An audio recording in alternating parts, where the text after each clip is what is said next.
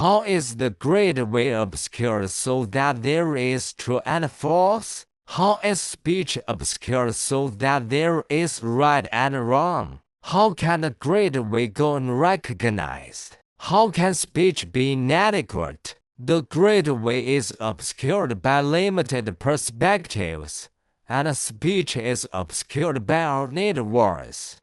Therefore, we have the disputes between the Confucians and the Mohists, each affirming what the other denies and denying what the other affirms, rather than affirming what the other denies and denying what the other affirms.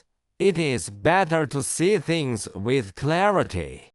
Nothing is not the that of something, and nothing is not the this of something. You cannot see something from the perspective of that. You can only know it from the perspective of this. Therefore it is said that comes from this, and this depends on that. This is the very meaning of interdependence.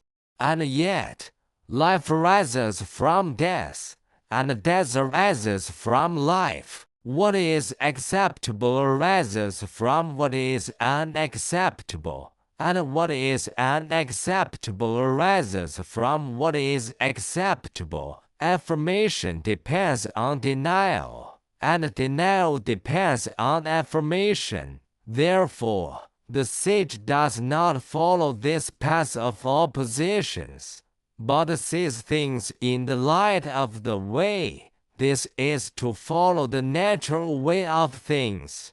This is also that. That is also this. That has its own standards of right and wrong.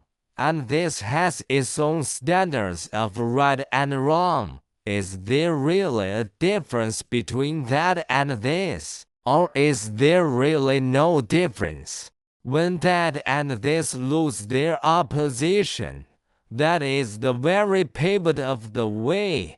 This pivot, like the center of a circle, responds to all the endless changes. What is right is endless, and what is wrong is also endless. Therefore I say, the best thing is to see things with clarity. Using a finger to show that a finger is not a finger is not as good as using something that is not a finger to show that a finger is not a finger. Using a horse to show that a horse is not a horse is not as good as using something that is not a horse to show that a horse is not a horse. The entire universe is one finger. All things are one horse. What is acceptable is acceptable. What is not acceptable is not acceptable. A path is formed by people walking on it. Things are called what people name them. What makes them so? Being so makes them so. What makes them not so? Being not so makes them not so. Everything has its inherent rightness. Everything has its inherent acceptability. There is nothing that is not right, nothing that is not acceptable.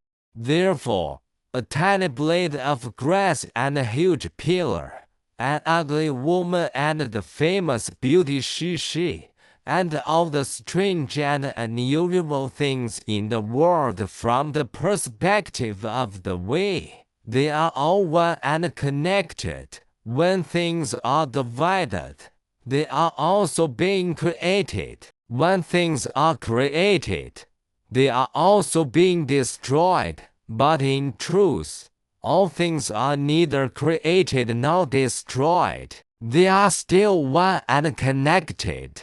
Only those who are truly enlightened understand that all things are one, so they no longer cling to their own limited views but find peace in ordinary, everyday functions.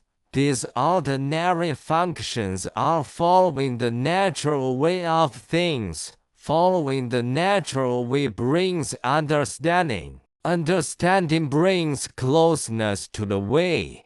To reach this point is to be near the way, to follow things as they are, without knowing why that is the way. To wear out your mind trying to make all things one, without realizing that they are inherently the same. This is called 3 in the morning. What does 3 in the morning mean? A monkey keeper was handing out chestnuts. He said, 3 in the morning meant 4 in the evening. The monkeys were all angry. Then he said, how about 4 in the morning meant 3 in the evening? The monkeys were all happy. The name meant the reality didn't change. Yet the monkeys responded with joy and anger simply because he went along with their actions. So the sage harmonizes right and wrong and rests in the natural balance of things. This is called letting both sides exist side by side.